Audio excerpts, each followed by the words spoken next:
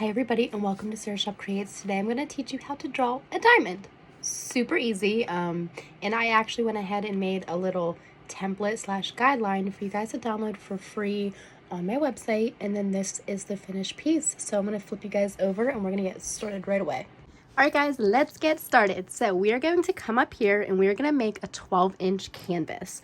I like to do all of my PNGs in 12 inches because it is better if you make it large and somebody wants to make the image smaller to get it printed, but it doesn't always work if you make something small and then get it printed bigger. Chances are it can come out really pixelated. So let's come up here to our black folder. You can work in pixels or inches. I personally work better in inches. It just works better with my brain. So I'm going to come down here to inches. We're going to do 12 inches by 12 inches. I have my DPI set at 450. The higher the DPI, the less layers you are going to be given. The amount of layers also really depends on your iPad, your storage, and your RAM, okay? So I'm going to stick to 450 for mine, and I'm going to hit create. So the first thing we're going to do is set up symmetry on our canvas. So we're going to come up here to the wrench. We're going to go to canvas. We're going to put our drawing guide on, and then we're going to hit edit drawing guide, okay? So you want to come down here and tap on symmetry. If you hit options, you'll see all the options that are available to you, but I am just going to stick to vertical, and that means whatever we draw on the right side of our screen is going to automatically duplicate to the left side, okay? So we're going to hit done. My next step is to import the little template that I made you guys. So come up here to your wrench, go to add, insert file.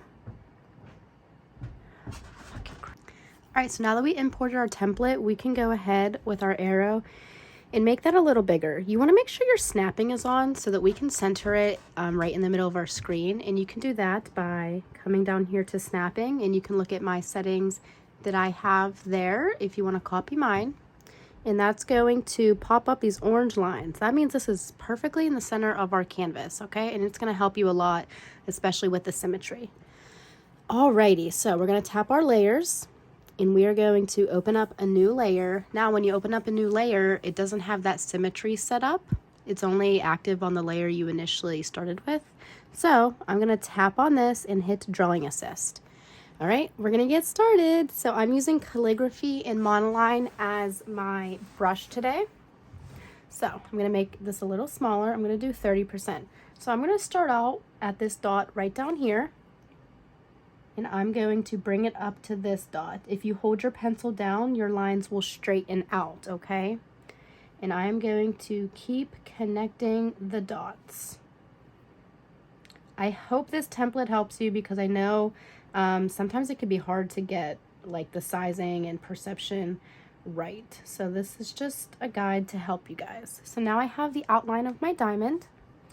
My next step is to start in this middle dot and bring it down. Remember, I'm holding my pencil down so that my lines straighten out. Okay? Now we're going to start at our bottom point and connect it to this dot right here. And you can see how the symmetry works. Whatever we do on one side, it's automatically going to the other side, okay? All right, let's keep connecting our dots. All right, this one we're going to do straight across. All right, my next step is I'm going to start at my middle point, and I'm going to connect it to this dot up here, and then I'm also going to bring it down and connect it to that point, okay? And I'm going to do that again. So I'm going to start here and bring it down to this point, and then bring it up to that point. We really are connecting the dots here. All right, my next step is to draw a straight line connecting these points. Okay, and we only have 2 more lines to connect. This dot to this dot, and then that one. And you don't have to do that dot if you don't want. If you wanted to have like a wider open space at the top, you can. I think I personally like it better like this. Now I want to go in and add a little bit of detail because that's just my style and that's how I like to do it. So I'm going to my brushes and I'm hitting inking and technical pen. I like this brush because it has a taper, so it's really good for detailed lines. So I'm going to go to my layers and turn the drawing assist off because I don't want my detail to be perfectly symmetrical. And all I do is make some detail lines throughout my project. I do not have a specific place that I put these. I just think it really brings most projects to life. Especially if you're keeping this just a single color design, I think it's really nice to have that extra detail. But as you can see, if you look closely, that brush, you can see that taper and how it gets thinner when you let go of your brush.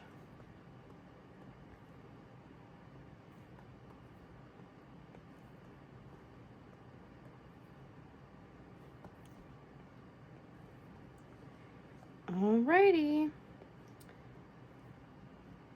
So I'm going to show you guys how I would color this as well. So first, let's go into our layers and slide to the left and delete that template. We don't need that template anymore. You don't want that to be a part of your finished design, okay? Now, I color things a little weird around here. I like to duplicate my line work layer, okay? Because I'm going to do some shading. And if you shade over your black lines, then you're not going to have those clean, crisp black lines anymore. So I like to always have just my outline layer at the tippy top, okay? So I'm going to come down here to my bottom layer, and we're going to make this purple. So I'm just picking the color that I want. It can be any color you like, and I am dragging and dropping. Now, if you drag and drop it and it fills your whole screen, there's two reasons why. Do you see that color threshold? If it's at 100%, chances are it's going to fill your whole screen. So if you drag and drop it and do not let go of your pen, you can slide to the left and adjust that. Second thing that could happen, if your lines aren't connected, the color drop isn't going to work. Let me show you what I mean. Let me go to just a basic eraser. If I have that little gap there and I go to color drop it, because it's not enclosed, it's not going to work, okay? So I'm going to continue to drag and drop my colors.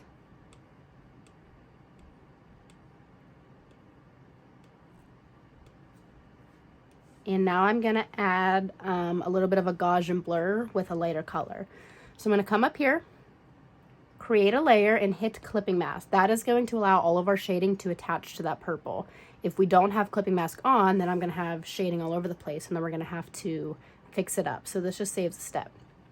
So let's go to our brushes and do airbrushing and soft brush. And I'm going to do this white. And that's a little too far. And I'm just going to trace over all my lines. Now, do you see how that shading covered my black lines? That's why we always keep that outline layer at the top, okay? So that we have our clean, crisp lines, if that is the technique you're going for. I'm just kind of tracing over all my lines. It doesn't have to be perfect because we're going to blur this out.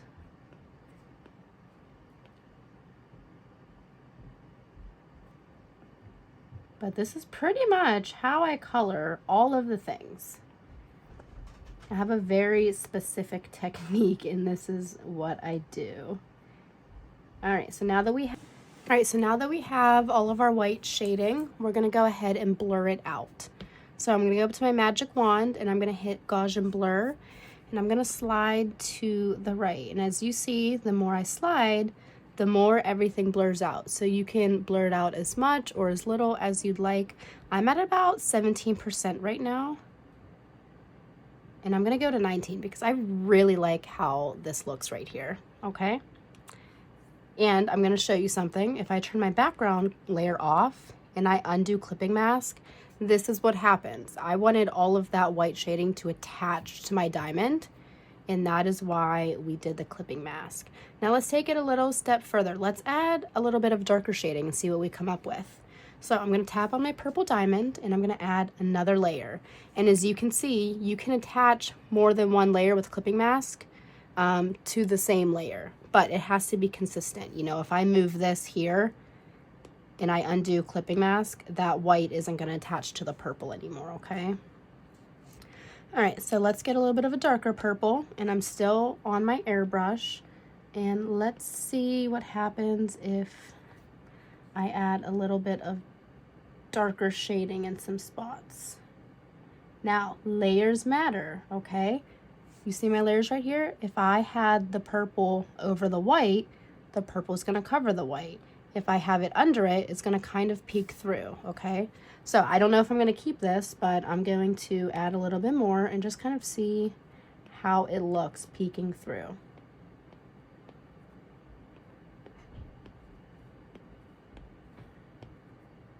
Just in some random spots. So let's blur that out.